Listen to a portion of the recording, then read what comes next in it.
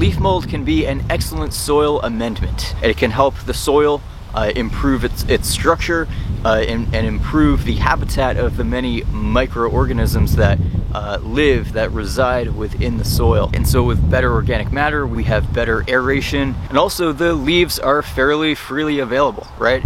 If you have property and you have trees on that property, you know, all you have to do is just rake them up and collect the leaves and let them decompose. And that's what I did today. So I took some extra metal fencing that I was not using for the garden, and I devoted an area in the yard where I put that, and then I kind of staked it in to secure it.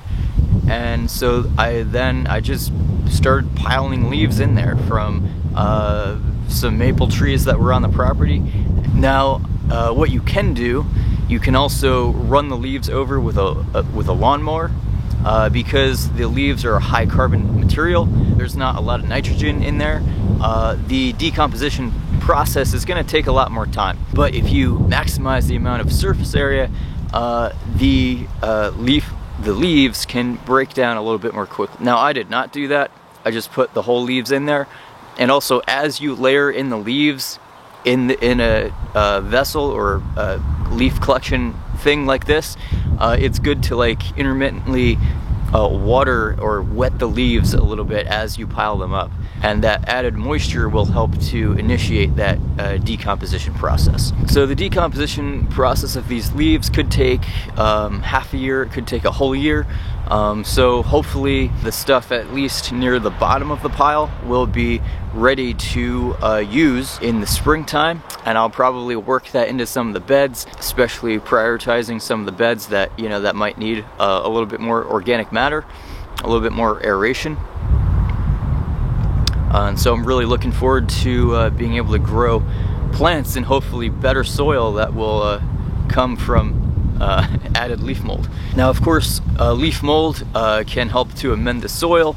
It can help to improve structure and some of these other qualities that I already discussed. However, it's not really a huge nutrient supplement, right?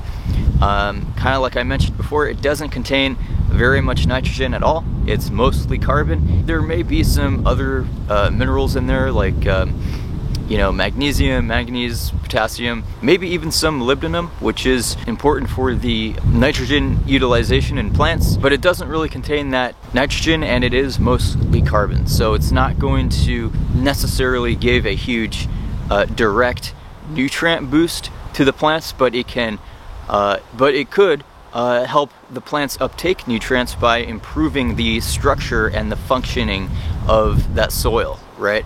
And the nutrients that are in that soil might become more accessible because we have better microbial health in there that are chelating all those minerals and making them more accessible to the plants. So thank you so much for checking out this video.